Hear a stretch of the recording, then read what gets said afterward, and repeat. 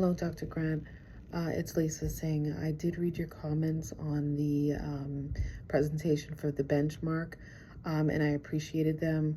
I appreciate you. I thank you for taking the time to review that. I'd like to present another one for you.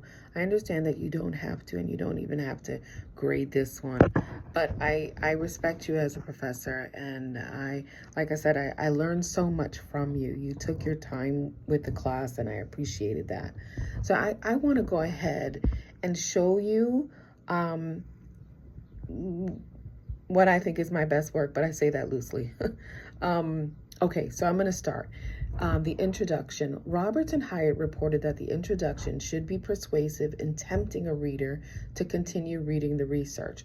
The introduction includes an explanation of the problem that the author endeavors to address with research activities. Research that is current and relevant, along with the undergirding theory that will support the use of the particular research activities, are also presented. The background and history are to be discussed with statements that lead to the author's purpose statement. What follows next are the research questions or hypotheses. The Aquaforms noted that the problem is to be stated affirmatively. Individuals or groups that are affected by the problem are characterized. The author presents thoughts on the researcher's capacity in impacting policymaking and ways that the problem is dealt with in practice settings. The purpose of the research is also presented affirmatively with the words, "The purpose of this study is," and that's a direct quote from the Aquaforms. BOGO Anchor included both the purpose of the research and statement of the problem within the introduction. The author's statement of the problem noted that standard contemporary treatments for psychological problems were not practical approaches and that they were unable to help homeless adults manage their psychological distress. That is the problem statement. Contemporary treatments for psychological problems are not practical approaches and are unable to help homeless adults manage their psychological distress.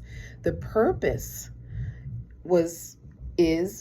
the purpose of this quantitative quasi-experimental design was to explore the effectiveness of brief I-rest meditation training in reducing stress and psychological distress and improving quality of life for homeless adults. That is the purpose. The targeted population were homeless adults residing in a shelter in California.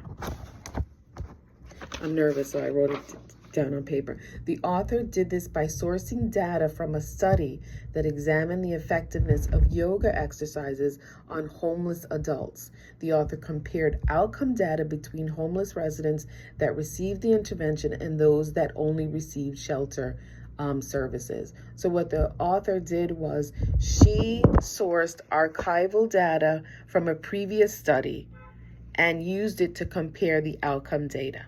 All right. Literature that supported the implementation of the intervention was presented by the dissertation writer. The article cited by the author included support for using yoga to reduce distress precipitated by cancer and pain, to using yoga to manage the stress precipitated by personal drug histories and uncontrollable life events. The hypothesis. Leedy and Omer emphasized the importance of crafting a hypothesis as the concept would become the foundation for the research activities. The hypothesis or assumption was described as a condition or circumstance that was presumed. These assumptions are conscientiously presented and may pave the way for others to parallel their assumptions with those of the researcher. The hypothesis is crafted based on what is expected to be uncovered by the researcher and furnishes an explanation that is unconfirmed about the idea or concept that is to be examined. Thus, BOGO Anchor's hypothesis was that I-rest Nidra Yoga will prove effective as a brief meditation training to reduce stress and psychological distress and improve quality of life for homeless adults. So that was her assumption. The methodology. Roberts and Hyatt reported that the researcher presents the methodology and research design that was chosen in the methodology section. The reasons for determining the use of the design are given. The section furnishes the journal articles that the dissertation writer sourced that undergird their reasons for picking the methodology. The researcher may also furnish alternatives that were not chosen and an analysis that compares the reason the alternatives were not chosen. The section also presents the procedures implemented to gather the data. The dissertation writer furnishes a comprehensive characterization of the population that is central to the research, the samples involved with the research, and the general population. The size of the sample is presented along with delineations for age, ethnicity, and gender. The dissertation writer presents an in-depth explanation of the instrumentation used to capture the views, lived experiences, and/or responses of participants, how the collected data were transcribed, recorded, and managed are also presented. The analysis processes are discussed, as well as the ways in which the dissertation writer determined trustworthiness. Coding processes are presented. Bogoanker engaged a quasi experimental design and reviewed archival data from a study that lasted 3 years. That study investigated outcomes of homeless residents and their engagement with the intervention. The participants resided at the Mary Isaac Center for Homeless Adults in Petaluma, California.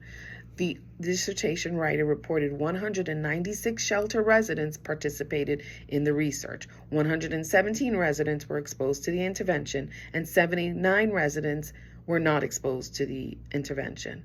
These residents comprise the comparison group, as they only received services by the shelter and not the intervention.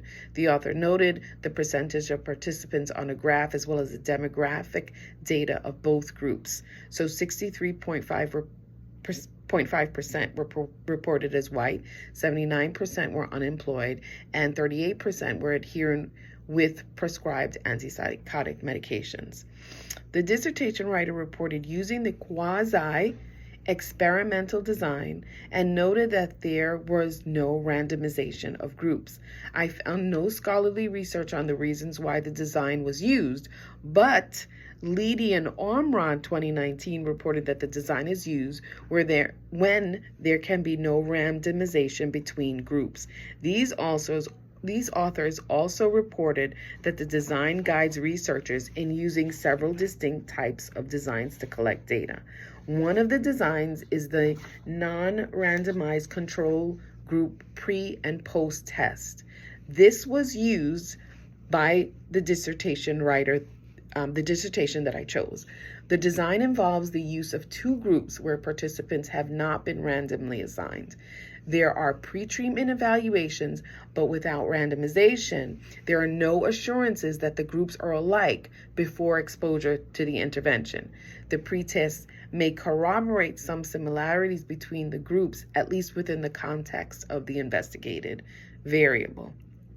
Bogoanker reported that 169 surveys were received from participants for the pre-intervention demographic surveys.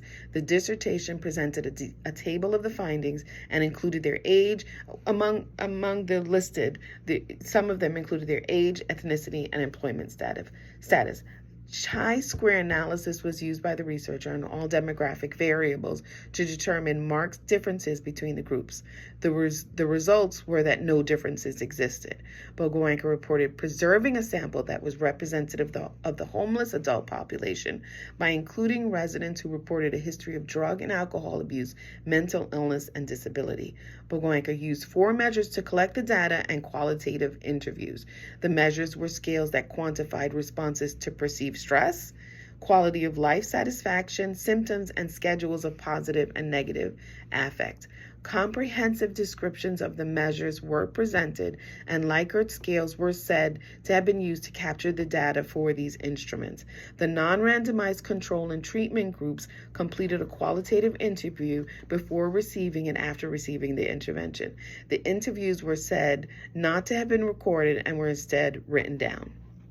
Match pair identification is one method that Leedy and Ormrod said that can be used to strengthen the post-test design. The author used the dissertation that I selected, used t-testing for this, and that will be explained shortly. I'll now transition to the results section. The writer found that the intervention evidenced improvement in 2 of the 3 variables investigated: the perception of stress and improved quality of life for participants at the shelter. The comparisons made between the groups were presented by the dissertation writer. The author used level of stress, life satisfaction scores, and negative mood reported by the participants only receiving shelter services so that comparisons could be made with those who were not exposed to the intervention.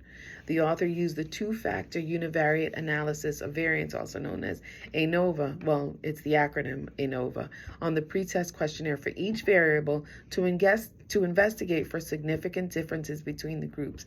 It was found that the treatment group had a markedly lower baseline for quality of life scores when a comparison was made to the shelter group.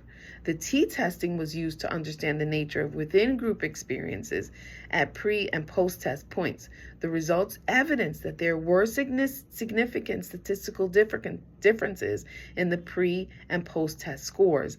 These were later used as evidence that supported the use of the mindfulness training to reduce stress and improve quality of life only, which were two of the three variables investigated in the homeless population at the shelter. So again, the writer found that the intervention evidenced improvement in two of the three variables investigated, and that was the perception of stress and improved quality of life for participants at the shelter.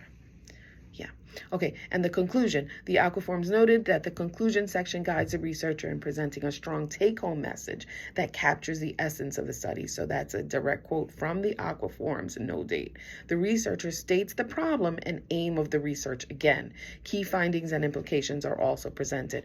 Bogoanka reported that the primary aim of her research in this section in the conclusion was to expand the scientific evidence on the intervention and examine the extent that a brief training could reduce stress, distress, and improve quality of life in the homeless adult. This sentence satisfies the Aqua's prerequisite of the dissertation writer, presenting the nature of the study and the need to restate the aim of the research. Key findings presented were related to the significant baseline differences between the groups and that the hypothesis could not be tested or proved because of non-randomization. The author continued with presenting the information on the assessment of the within-group changes and that these suggested that the treatment group experienced statistically significant improvements in two of the variables after 6 sessions of the intervention. The author reported that the findings be interpreted with caution as a result of the lack of sufficient controlled group data. The author also just suggested studies that involved randomized controlled trials. Take-home. So the take-home. The findings support the viability of utilizing the intervention for groups experiencing high stress and distress, such as the homeless population, and the intervention should be taken into consideration by those in the psychology and meditation communities. Thank you. This is the end of my dissertation defense presentation. Thank you.